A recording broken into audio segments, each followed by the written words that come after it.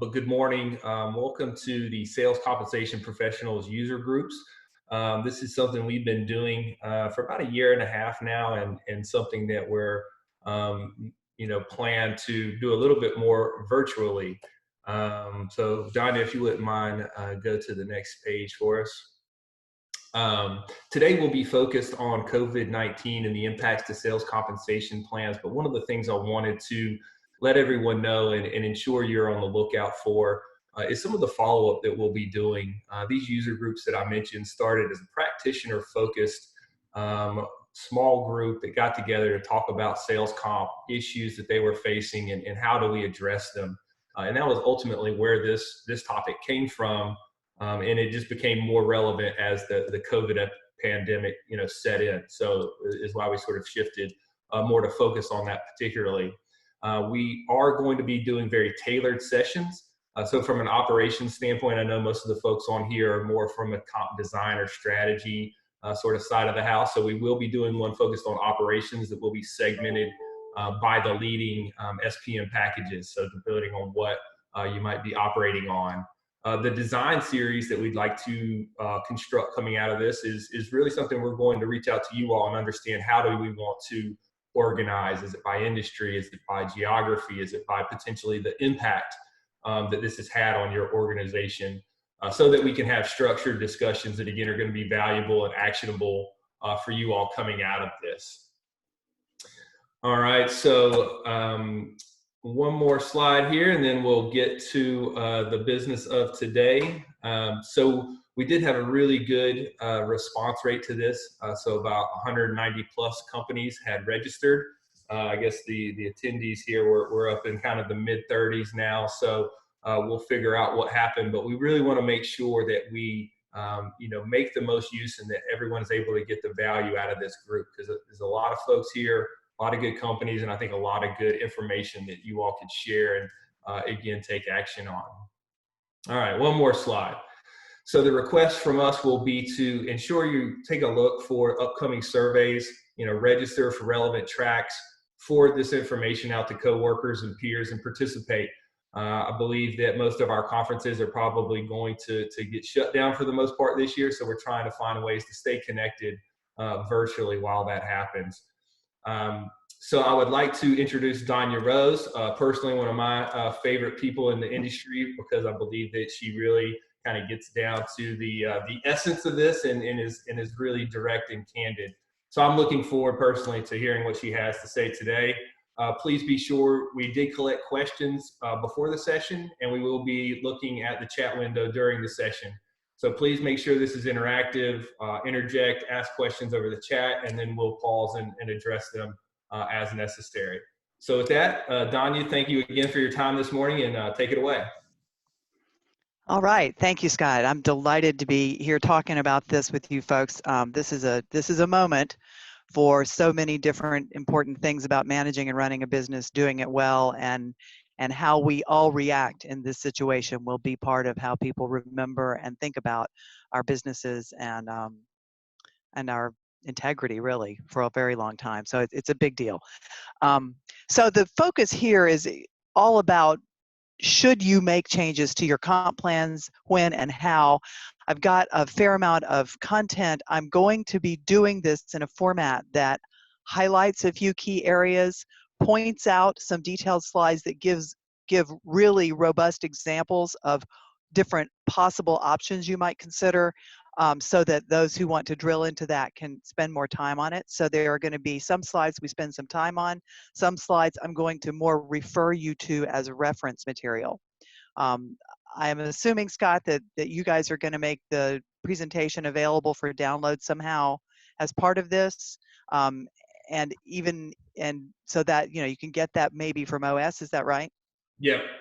We'll get that figured out and send it out to the group. Okay, and at the end of the deck, there's also going to be a slide full of other resources that I have kind of curated for you from other consultants and other people who have got some good thinking about this, and also some information about where to get more detail on anything you see here from my company, the Signal Group. And I should say that's I'm a consultant. I do sales compensation plan design. My company is the Signal Group you see in the bottom right corner. That is our entire focus, sales compensation plan design. So to the extent that we can be of service at this time, we are ready to do that. All right, so here we go. I also do want this to be interactive. There's some good material here, a lot of which will stand on its own and you can read it. So I want to prioritize your specific questions and interests over slavishly going through every detail of everything that we've prepared. That is something you can get in a streaming video later if you'd like to as well. So let's make it a discussion to the extent that you have questions you want to ask. There were a number of great questions that came in as part of the registration process for this meeting, and I have made sure that all of those questions are answered, either just they already were in the content, or I've got a couple of pages of, but what about this? Questions that came in with some perspectives on all of that. I also want to say that I may be an expert in sales comp plan design, but nobody is an expert in COVID-19 response. Nobody's ever done it before. So to the extent that any of you have got a good idea that augments anything that we're suggesting here, I'm happy to share the share the stage a little bit. So tap it into the the chat box, and I am not going to be good enough to speak coherently and read the chat box at the same time. So Scott and some of the other folks from OS are going to be on top of that, and I will pause from time to time, and they will let me know if there's good stuff that's come in that we need to address. So I'm not pretending I can read and talk at the same time, but we will be responsive. The group effort, many brains. Okay, so things are changing, and a number of things are happening that have the major effects of either reduced sales, changing the sales role for this period of time. And this may be hard to hear for businesses that are really struggling, but there's a meaningful minority of corporations that are seeing a boom, at least in some of their divisions, which could mean that people are hitting 300-400% of their quotas for a period of time, really through they are having to work, but they didn't cause that. So that there might be some comp effects for that. So those are the big buckets of things that are changing. So leaders need to take a lead. Now, we may or may not have a lot of people who would consider themselves to be the business leaders on this call, though we may have people who are the comp leaders. The plea here is to enlist the perspectives of your business leaders in order to be sure you're aligned on what you're trying to accomplish. As always, if you aren't clear about what you're trying to do, you're unlikely to succeed. And so that's a key part of it. So setting those clear business goals, involving the right people is an important part of getting this right, and communication is key as well. Now, that looks like the presentation is going to be all about that stuff, but when you see actually count the slides later, you'll see there's a whole lot of nerdy stuff, if any those of you who know me would expect that, about really mechanically, how do you fix things if you realize your quotas are way too high all of a sudden, for example. But this is what the leaders need to do. So setting goals for the sales compensation response, and it's okay to have several, but clear direction from leadership is really important, because there can certainly be people who are interested in what's happening here. Just as a simple example, you might find that a sales leader is mostly interested in protecting income for the salespeople and making sure that they aren't suffering due to things that they didn't cause. And finance is most interested in making sure that the cost of comp is well aligned with the actual production of the sales team, so that the financials don't get out of whack. You can see how those are not aligned, those two objectives. And so getting leadership to break those ties and say what's important is going to be an essential part of having those of us who are actually trying to design comp plans get that right. So here is a list of some, not all, some sensible goals that might be chosen. And in just a moment, we're going to have our first poll, because one of our working hypotheses here is that those of you who joined this call are interested in good ideas, but you're also quite interested in knowing what everybody else is doing. So we're going to try to do some things in polls. I think we've got a total of 4, one of which it's really 3, but one of them had to be split. Polls to help you see what everybody else is doing. And so this is the first one. do you, and you're going to answer this question in a poll in a moment, but I want to go through these things. So these could be some things that you might think were important for your business. So the first knee-jerk reaction when sales are down is usually to incentivize aggressive focus on selling. So maybe that's going to be something your organization would put out there as a goal for plan changes. Managing the cost of the sales team down, that would be the finance perspective.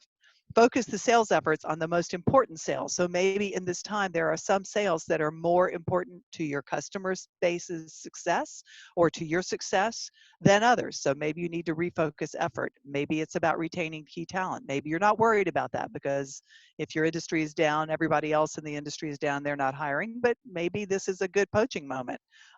So is that an important piece of it? Cement the employee value proposition. How are employees going to see you in the long run as a result of how you handle this? Elevate the focus on existing customers and their challenges. And this is a theme you'll hear throughout this, that if you find you don't really have useful things to do with your sales team because selling has stopped and decision-making has stopped, then maybe it's time to deploy your salespeople to help your customers because their success and their long-term viability is vital to your business. So maybe that's something you do. Use the resources well while they spend less time selling. Those two are linked, but it might be something different that they'll do, and we'll spend more time on that in a little while. Maintain income, so protect sales income, and manage runaway comp costs because of market-based demand surge. So those are some that are there. So let's go ahead with the first poll. That is the exact same list we just gone through with a final option of something you didn't list. So I'm going to just be quiet for a minute while you read this and we start to see the answers come in. Yormi, who is managing the polling for us, is going to be watching the results here, and she'll let us know when she sees it settle. We're asking you that you pick the things that you think are the 3 most important for your business. So I'll hush for a minute.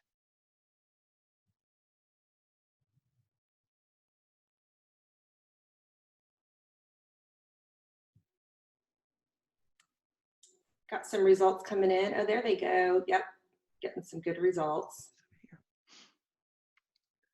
We need Jeopardy music for our next session. Let's see, we've got about half of the people who have voted. I know it's a lot of options to digest, so let's just give it a little bit longer here. 2 minutes of waiting can seem like absolutely forever in a webinar, but let's just do it. We can do it. We can handle 2 minutes of waiting. We are at 52%.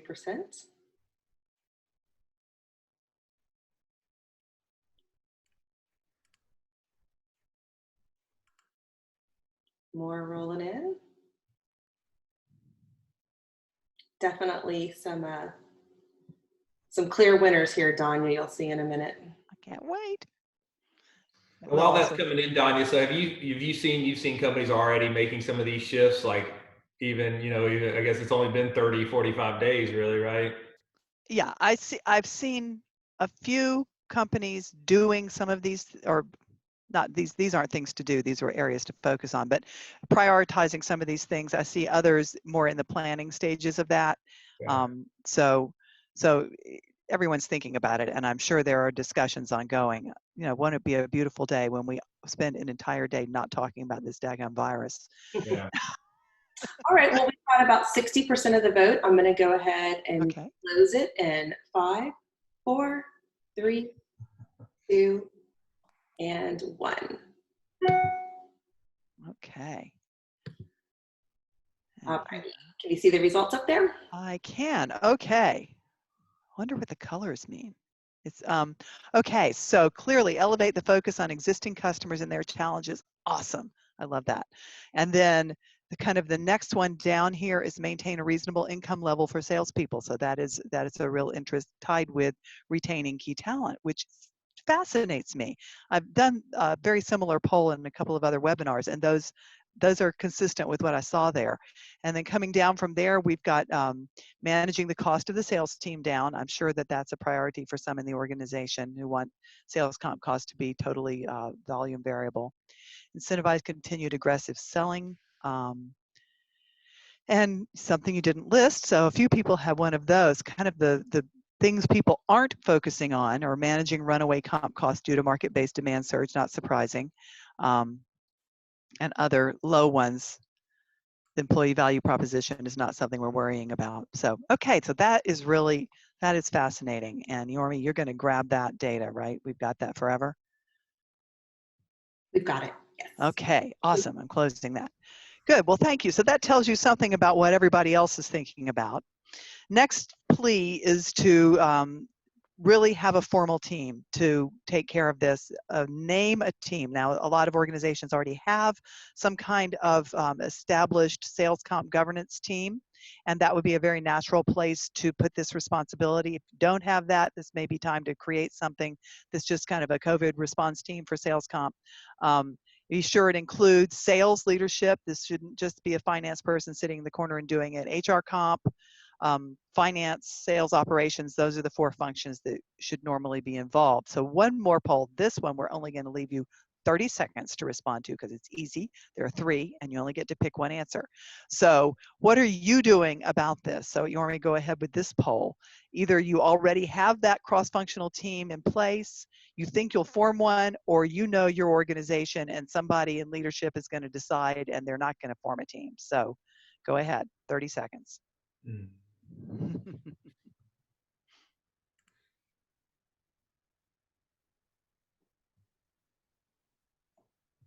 While that's going on, I'm apologizing for wearing stripes. You guys see how when I move my shoulders around, my shirt looks like a psychedelic event? Optical illusion. Yeah, I'm never wearing this shirt again. All right, we have an answer? Percent of the vote. So let's go 5, 4, 3, 2, 1, and I'm closing the poll. And most already have that team in place. And the next one is, we're not going to do that. We're just going to, make that up ourselves.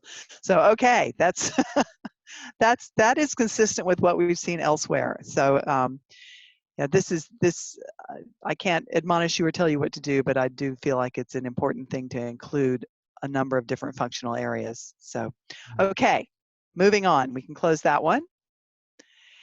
So if you were to have a team, which most of you either do or expect to, though there's a significant minority that don't, the first thing that team ought to do probably is manage exceptions. So establish and oversee a process for managing exceptions. So criteria that you might absolutely state that we, for example, will consider adjusting somebody's quotas if at least 20% of annual revenue is lost due to external influences. There's a process, maybe a form, maybe a person to send an email to, or a special email address that's been set up.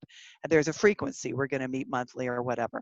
So manage exceptions. And then that group will also eventually be expected to recommend any needed changes, and that would include adjustments to the plan, adjustments to goals, adjustments to actually what the salespeople are supposed to be doing, spiffs and other incentives. And of course, model. This is a crazy world. We don't have the ability to reliably predict that we once thought we did, but we can certainly put a broad range of possible outcomes into a model and see what the range of comp costs and effects on individuals would be, and strongly encourage you to do that. The other point over here on the right is that the exceptions are likely to lead to policy. So by starting with managing the exceptions, you're going to get, you're obviously going to be trying to be consistent with the way that you handle the exceptions that come up. And so, so those exceptions will give you your patterns, which could then lead to actually codifying the policies you're developing as you manage exceptions. But there should also be policies that anticipate expected shifts that haven't come up in the exceptions yet. So there we go. That's the team that you're chartering.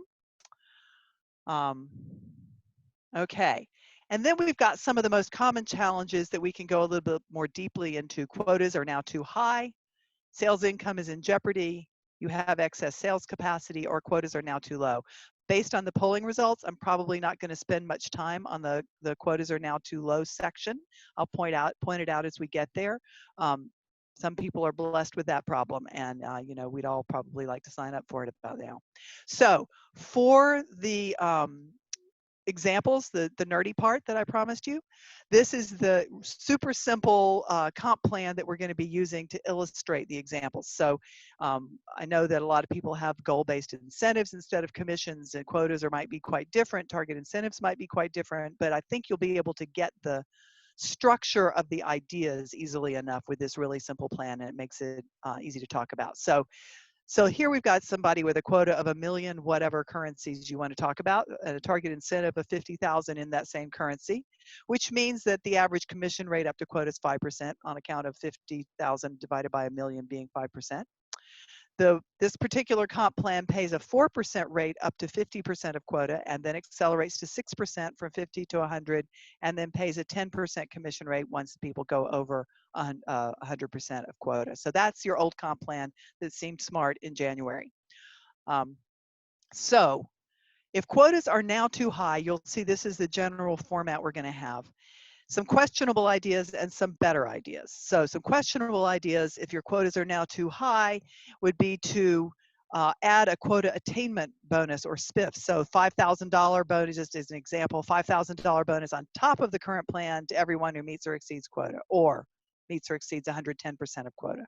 Or adding acceleration over quota. As an example, you could just take that 10%, make it 11% once people get over 100% of quota. Those are questionable ideas because we've already said quotas are too high. So a golden carrot can be quite motivating, but a golden carrot that is absolutely out of reach isn't motivating, it's irritating. And that's what these things tend to be. So what are better ideas? Better ideas might be softening the criteria for President's Club. So you still have that motivating factor, but you might say if your old trip point was 100%, maybe it's 90% now or something like that.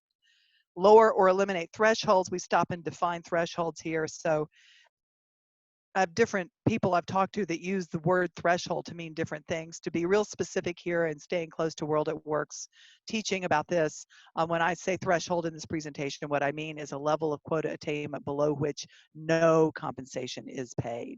And so the example plan doesn't have a threshold, but a lot of comp plans do. So if you used to not pay any comp until people got to, let's say, 70% of quota, in this world, maybe the correct number is more like 60% or lower. So lower or eliminate thresholds. So these two we're not going to go into more detail on because they're pretty self-explanatory. Other ideas that would be good would be to consider reducing quotas, and we'll look at several ways to do that in a moment. To add acceleration at a more in-reach level of attainment. So that's taking that golden carrot, or maybe we're going to not have a golden carrot, maybe we're just going to have a silver carrot, and we're going to put it where it's actually in reach. Offer added quota credit for sales in a preferred category if there's something important you want to emphasize right now. Shorten the measurement period. So that I think is going to be one that comes up several different ways. If you're on annual plans, you might want to go to quarterly just because our ability to have a goal that makes sense for a year right now is kind of undermined. So, and the other one is to offer guaranteed comp for a short period of time, maybe contingent on activity-based results. So we can talk about that also. So here's the format in which some of these details are going to be shared. And I am going to hit these lightly and show you the basic layout. And if one of them seems appropriate to you, you can go into a very specific example on your own with these materials. So for example, if quotas are now too high, you could reduce quotas 3 different ways. One could be a full reset for the whole year. Another could be just to reduce the quotas and retain your old rates. And the last one here is to reduce the quotas for the rest of the year. So for reduce the quotas full reset, this one we're saying it used to be 1 million, now it's 800,000. Target incentive stayed the same, which means we changed the commission rate. So now if I hit that 800,000 quota for the year, then I'm going to earn my same old 50,000. Notice that the over quota rate did not go up. So that is held where it was, but you're just giving people a way to get to their target incentive at a more attainable level. Another version of that would be to actually reduce the quota and reduce the target incentive in alignment with the quota reduction. So now you've got the exact same. So the format here is bold, dark bold is changed from the original plan. So here, nothing changed in the payout table, but because the quota is reduced, if I exactly hit that lower quota, I'm going to earn a smaller amount. But that also puts my accelerated comp in reach sooner. So that can be a really smart move as well, satisfying a bit of finance and a bit of other people's stuff.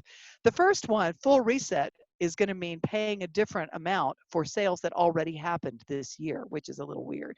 The next one is going to could be going forward, but it doesn't really matter because the rates didn't change because people probably haven't gotten to an annual quota.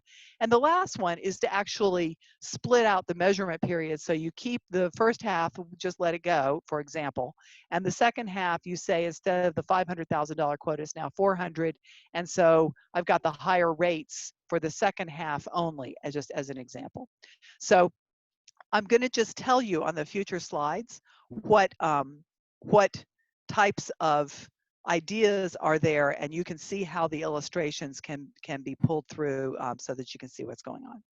So the next one here is adding acceleration below quota. I do want to highlight this. This is just basically not changing the quota, but saying we're going to let you get into your 10% money at, let's say, 85% of your annual quota.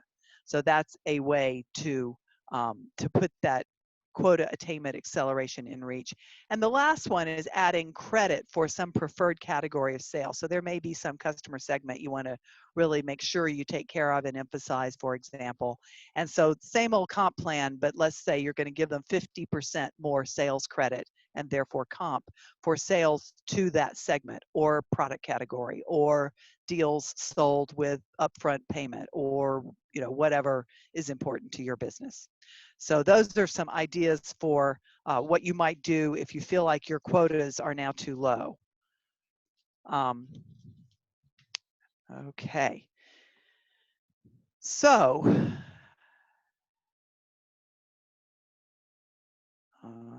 quotas are now too, I'm sorry, if your quotas are now too high, right? Another one that I want to really make sure we spend a little time on is shortening the measurement period. So why would you do that? If you've got an annual plan, it probably makes a lot of sense to think about ending the year at the end of the first half or even the first quarter, depending on how this thing affected your business, and having separate little years that are a quarter long for the rest of the year. Just because you can set goals and adjust your comp plan, it's hard to know what's going to be happening in the fourth quarter of this year. And so that would give you an opportunity to just be honest and say, we don't really know where this thing is going or how it's going to affect our business. And so we're going to give you a fair, reasonable comp plan for, let's say, the third quarter, and we'll let you know in the fourth quarter how we're going to handle that for the fourth quarter. And there's an example here. I've also, one of the only changes I've seen one of my clients actually implement so far is to actually offer a guarantee for a quarter or two. The client I'm thinking of has done that for, I believe, 2 quarters. And so they're guaranteeing some portion of a target incentive. I don't think that guaranteeing paying at target makes a lot of sense in a situation where sales are way off. I think a useful way to think about this is if you think about the rest of the organization, other people in your company who are on at a similar sort of grade level in your company, and you think about how the situation is likely to affect their variable pay. If, for example, their bonus opportunity is going to mean they aren't going to get a bonus, and that's going to mean they miss out on, let's say, 20% of their total comp at target, you might want to protect your salespeople so that their miss is comparable to that of the rest of the organization. So that's one useful way to think about it. It's fairness across the organization. You start guaranteeing pay at target to your sales team, and the rest of the organization is not going to get a bonus, and you're going to have some consistency issues across the organization. But a guarantee for a short period of time could make sense. No recoverable draws. That is one thing I'd like to emphasize. I think there are some people who are talking about giving people a draw, and I suppose if you do expect a downturn now and then think your business have real solid reason to believe your business is going to surge in the fourth quarter, you might do something like a recoverable draw. But recoverable draws are highly associated with some fear. And so I don't know that you want to pay your salespeople anything that you intend to later take back. So I think that that would be a useful guideline to use. So now we're going to get into some specific questions that came in from the people who are registering for this webinar. So these are the whatabouts, and I don't expect you to read these whole things. I'm just going to comment on each of these, and then if you want kind of some solid wording, you can refer back to the presentation. So one of the whatabouts that came in was, what about sales credit for canceled orders? So people had gotten credited, maybe our comp plan pays for orders that are placed, and now we're having unprecedented cancellations. What do we do about that? Now, most well-designed comp plans that pay upfront based on orders coming in will have policies that take back charge back the sales credit at the time that the orders are canceled. If that's what is in your comp plan, then what would happen if you didn't make an adjustment is that they would see reversed sales credit as a result. My guidance would be that that you'd go ahead and let the comp plan act like it acts, but you consider adjusting quotas, letting them keep credit for those orders, which might then be replaced later on, and you want them interested in seeing that those orders are replaced. So giving credit for orders that cancel and then giving credit for them again when they come back in, that seems a little weird. Not giving credit for them when they've made the effort to have them come back in, that seems a little weird. So my suggestion would be no, don't let them keep the credit for those orders, but you might adjust the quotas using some of the other techniques we mentioned earlier. And if cancellations are just continuous and all over the place, then that's where you might consider that modest guarantee to help keep their comp whole for a period of time. Next question was, should we consider adjustments to pay mix? Short answer, no. That would be in the category of a long-term solution to a short-term problem. I don't think any of us thinks that this situation is going to continue for years, or if it does, it's not going to toggle back over to the other situation. I don't think that because I'm assuming the pay mix adjustment would be adding to base and reducing the target incentive amount. I don't think it makes any sense to go add to base, but it may make sense to take a portion of the variable pay and put it against some sales activities, which would be sort of like putting it in base or sort of like guaranteeing a portion of it. But to have it show up in their comp statement on the base pay line instead of the variable pay line, I don't think is a good idea. Next question has to do with different territories being affected differently, especially because states will reopen at different times and then maybe close back up. And so that's where, that is just part of this, all of our crystal balls are shattered situation. We don't know what's going to happen. And my, best offering here is just that shortened measurement period, going to quarters, adjusting quotas based on the conditions in that person's territory is the best we can do. I'll also say if things are just haywire, you really don't know what a reasonable productivity expectation is, how fast things are going to happen, et cetera. Go back to the principles and best practices of sales comp plan design, which say you can only have a goal-based plan if you have a reasonable basis for predicting what sales will be. So early stage businesses, new product introductions, and situations in which a goal is really hard to set, those are times for commission type plans, and I mean a straight commission. So figure out what's affordable to the business to get stuff sold, and just say all sales get 3% of what you sell, for example. You don't have to have a goal to do that calculation. So if things are absolutely bonkers, a true, flat, straight commission plan for a period of time probably makes some sense, especially if things are really volatile. But then you're going to be shoring up comp with some kind of activity-based incentive or modest guarantee if that happens. Okay, more whatabouts. What about does all of this apply? This was the question. Does all of this apply to account management roles too, or is this just for the new business sellers? And a good consultant answer is it depends. So if you're pure account management, making sure people are taken care of and their success is supported, and you don't have measures in your account management plan like upsell, cross-sell, et cetera, retention, renewal, then you might really not need to apply this to the account management roles. But many, maybe most account management roles today do have those sales type metrics for upsell, cross-sell, and retention renewal. If that's you, then these principles would apply to the account management roles as well. And the last one that came in as part of the question list that wasn't otherwise addressed was what to do when business picks back up. Oh my goodness, I love the optimism of asking the question. But the question is back to, this is a great rationale for going to quarterly plans, because those quarterly plans are going to let you change what you're doing based on business picking back up. And just a reminder, in that post-pandemic world, some of our situations may not go back to what we would have formerly considered normal. So remember that comp plans are the last thing in a chain that starts with market strategy, sales roles and organization, plan measures, quotas, goals, then comp plans. And so when business picks back up, think about whether or not anything in that chain needs to change as a result of what the new normal looks like for your business. And in general, not just in a pandemic, and all these principles really are general principles, we're just applying them in a specific situation. You change plans when you see a change in productivity expectations or sales focus.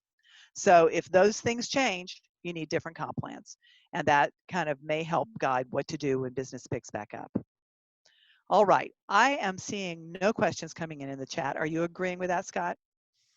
I am. That's why we had one staged. It actually, just to kind of refer back to our user group, again, when this topic came up originally, the topic came up with regards to if you do have an over or a greatly under performance year, how do you handle that? And are there ways to kind of address that up front? And so Ken Shun is on the line here.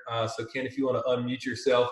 I know he was pulled aside by a couple people. I know Sarah from CloudBees spent some time understanding this, but I thought it'd be worthwhile if Ken wouldn't mind just talking a little bit about what he'll call plan indexing and how that might be included in your plans, and then have this sort of big swing accounted for. So let me see. Ken, are you able to unmute? Yes, can you hear me? We can hear you. Good morning. Donya, did you get my slides? Oh, let me check. I hadn't as of the start of the presentation. Let me look.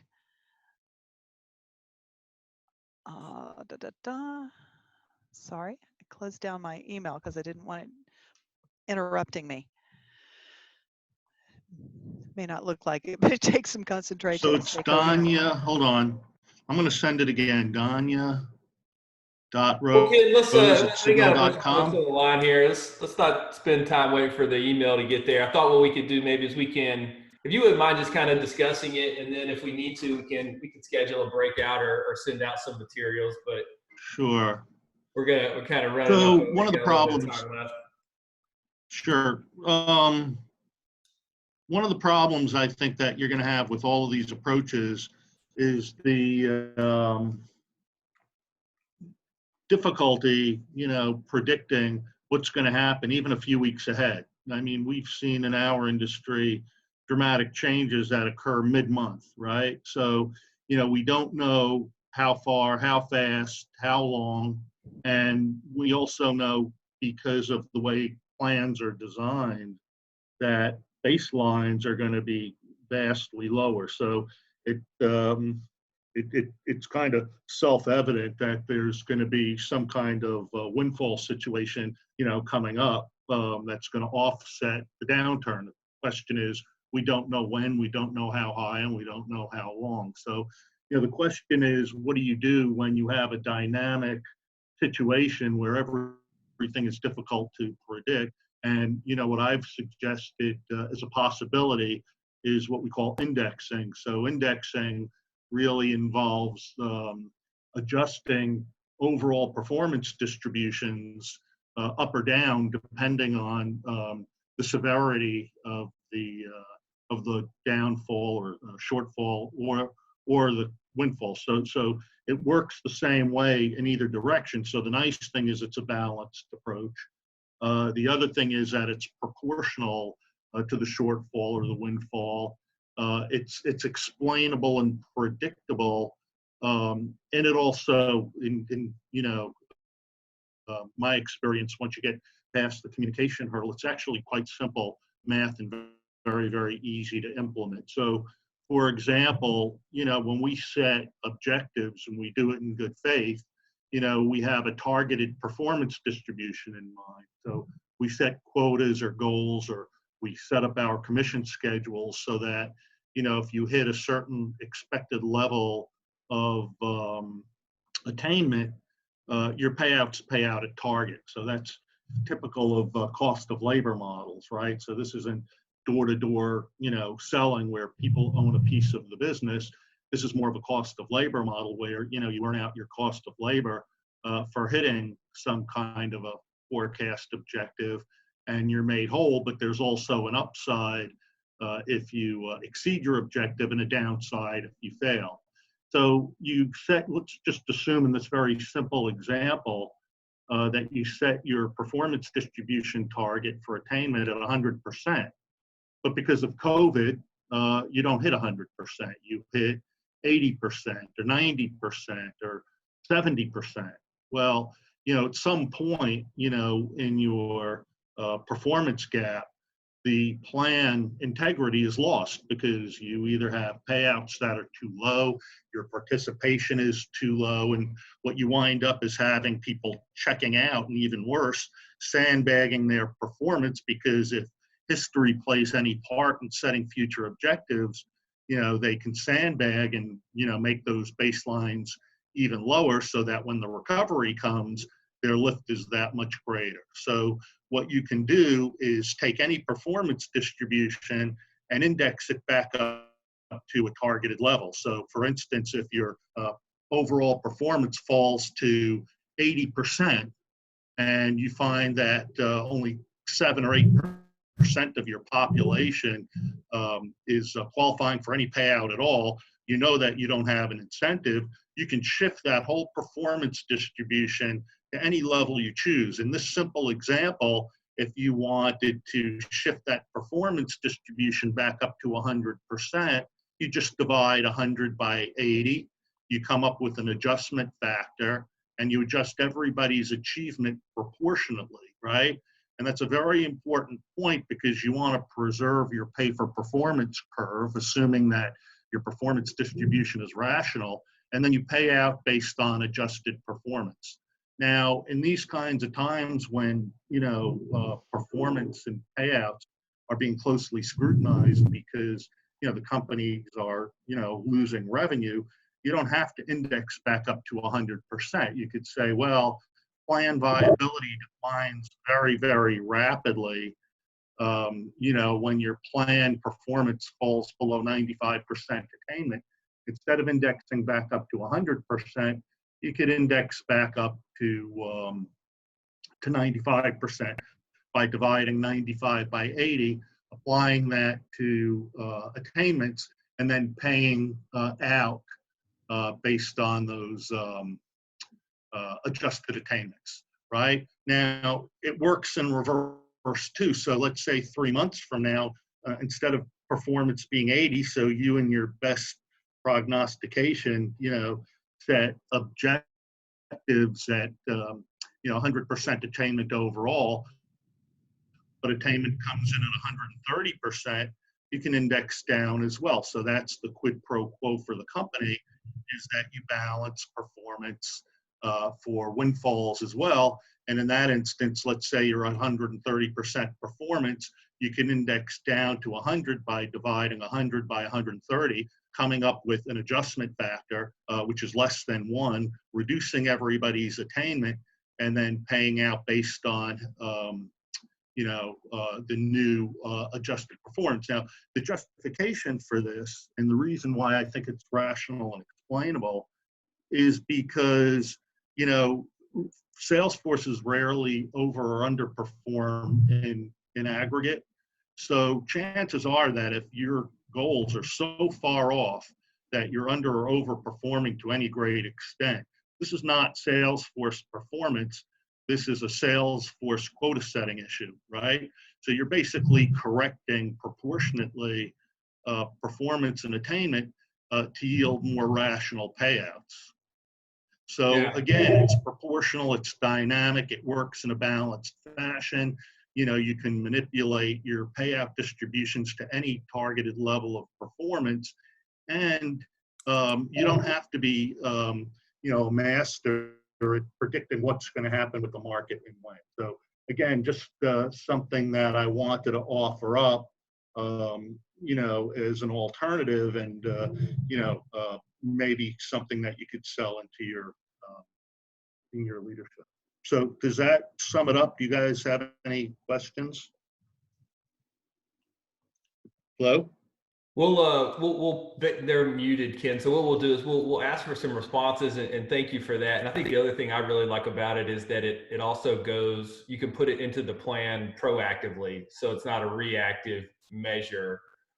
So thanks again, Ken. A couple other questions coming in. So Donya, one of the questions we have here is around ideas for solely commission-based sales forces. Let's start with that before we move to salary. Anything you're seeing when people are pure commission versus if there's a, you know, more of a mix? I think that the principles apply. I mean, I don't think there's a different answer for commission type incentives. The suggestions that I've gone through so far have used a commission type of example. Now let me backtrack and say, if they're talking about what I would call a producer category, which would be 100% commission, might find that in financial services, timeshare sales, car dealerships, you know, there are people like that. They are likely to be seeing no comp, and the deal that the business has with them is really that they're running their own business inside of another business. So how do you take care of those people? Do you furlough them? Do you let them come to work if they want to?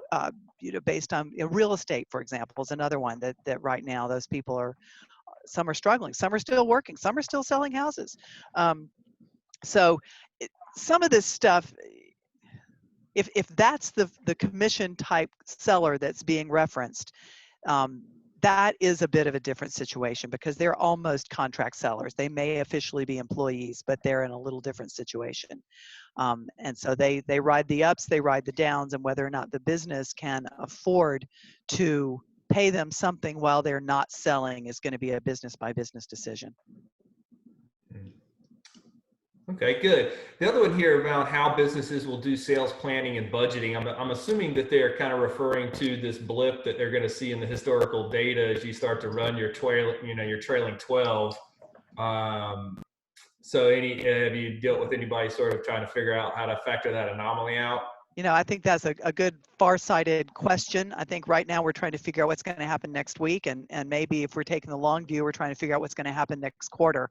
But by the end of this year, when it's time to do plans for next year, our old models of, you know, historical plus some growth percent, it's just not going to work.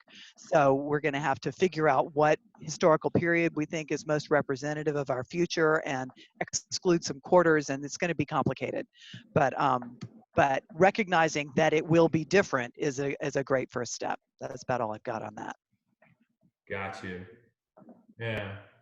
So I think, that's going to be interesting. And so we got a question here from Debbie. I think she's asking about the indexing, and how do you message that to the participants? And I believe the answer is that it goes into the comp plan, but Ken, you wanna confirm? It is like just standard language. You have to teach people, you know, the heavy lifting. The math is easy, the adjustments are easy. There are, you know, methodologies to come up with a great way to do it. But the heavy lifting here is, you know, addressing a culture of performance and then communicating how this works. Salespeople, in my experience, get this very quickly. Senior leadership gets it a little less quickly, but there's heavy lifting. You have to have communication and change management in effect.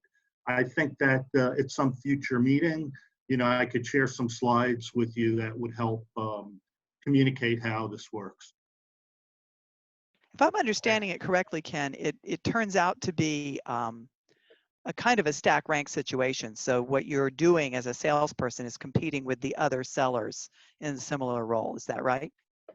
Kind of. You're proportionately adjusting. So if you're a poor performer, you get an adjustment. If you're a great performer, you get an adjustment.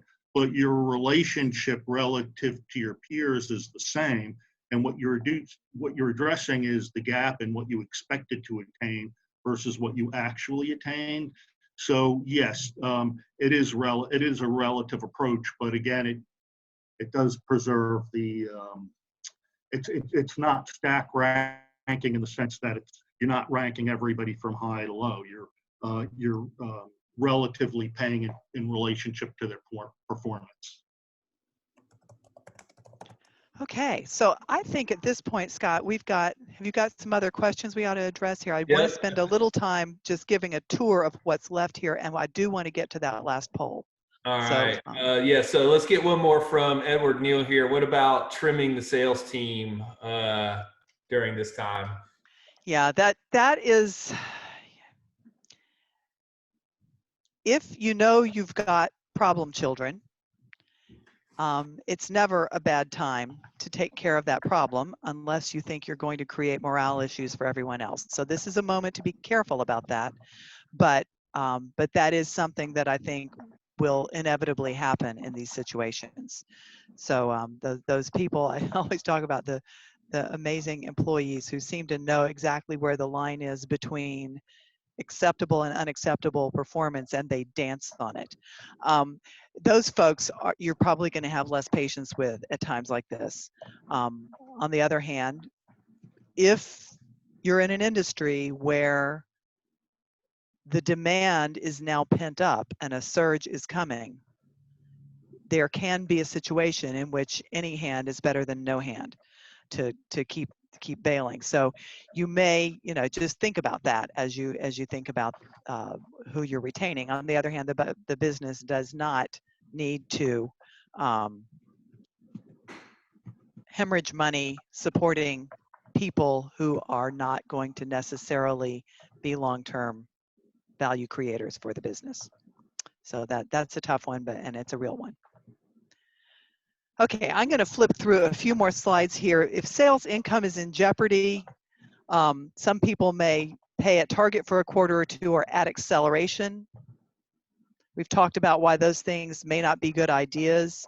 The other idea here is to create those contests and spiffs, or to shift some incentive pay to non-financial measures. And I want to focus on that, because if you have excess sales capacity, because you really can't get much value out of time spent selling because decisions aren't being made, consider some things you might want to have your salespeople spend their time on besides the traditional selling things. Top of the list, build pipe so that you've got those good prospects identified, and when this thing lets up, you really can release them to go be as productive as possible. Leveraging virtual tools, train your salespeople right this minute is a great way to spend their time right now. And that can be training in your products, training in sales skills, training in presentation skills. You can set up formal mentoring arrangements and get some of your most promising junior people in touch with some of your really seasoned senior people and get that knowledge transfer going.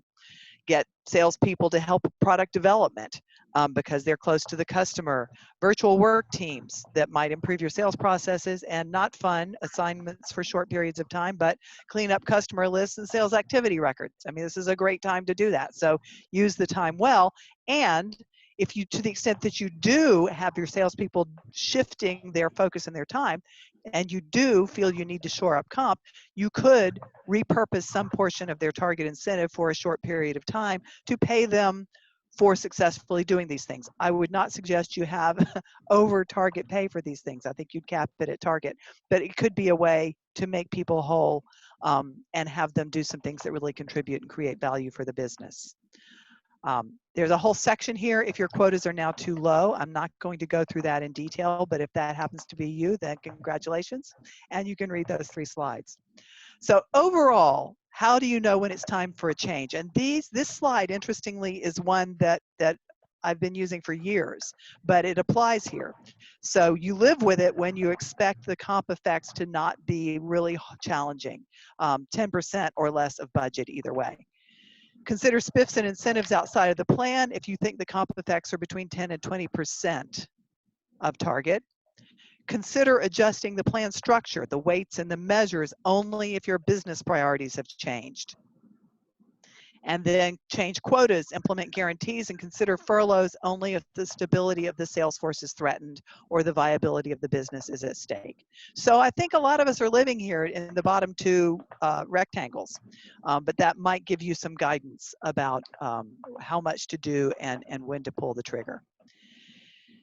There's a couple of slides in here about communicating some key messages. I think those are worth looking at, but they are something you can read on your own. But I did want to get to this poll. So this is a two-part poll. It's got a lot of options, but this is in the spirit of the belief that you guys want to know what each other is doing. So let's go ahead and put that poll up, Yormi, and I'm going to ask you to just tick off anything that you feel you have done or are likely to do in your business as a result in response to the pandemic. So this one we'll give a minute to, and then we're going to give a minute to the next one, and then I think we're going to call it a wrap.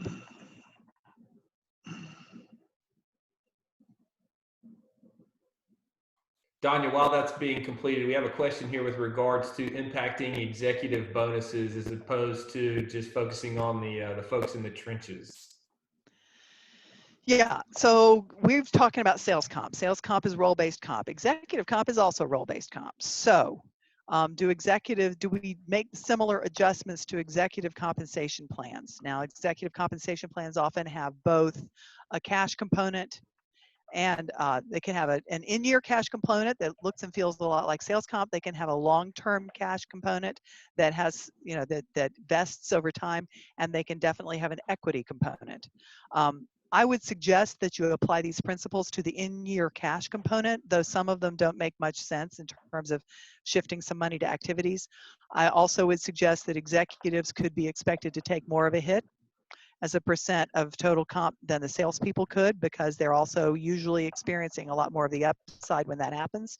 But some of these principles would also apply to the executive compensation, softened a bit. I think we've got a little less responsibility for keeping them whole than we do the individual contributor sellers. Yeah, well, and even just the senior levels of sales, right? VP sales, SV, like that level, not all. No, I think I may have misconstrued. Okay, I thought you were talking about exec comp. Yes, senior levels of sales. I would also say similar comment. You want to keep them aligned with their sellers, but given whatever their pay mix is, how much comp they're getting in base, et cetera, you may soften your intention to take care of them a little bit versus what you do for a salespeople. Same idea, yeah. Okay, how are we doing, Yormi? Is it time to show the results?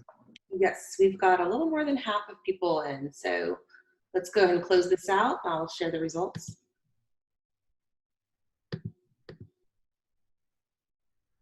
Okay. So communicate regularly, everybody. And then almost half have got that group set up. And then following that, guarantee some portion of variable pay. That's going on with a lot of folks. Okay, that's interesting. Lower or eliminate thresholds is the next one. Good. Reduce quotas is underway. Less people have thought about the President's Club adding acceleration at a level below quota or offering added sales credit. Good. All right, so that's interesting, and we'll make that available to the people who've attended. Let's go on to the next poll. Yeah, and I know we're at time, so folks, if you can stay on, great. If not, we'll understand, and we will distribute information after the session. So this is the same thing, just these are some more things you could be doing. So take a moment to just tick off which things you think you have done or are likely to do.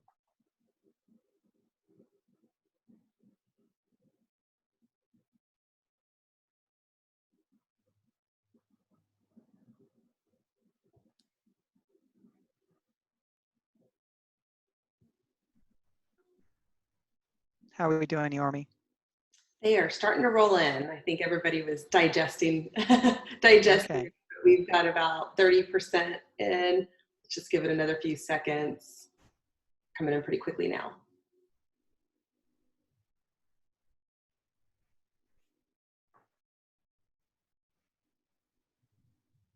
Say another 5 seconds.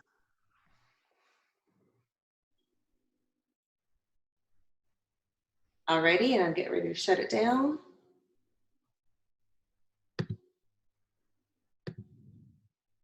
There you go. Okay. Focus salespeople on supporting customer success. Awesome. Building pipe, good.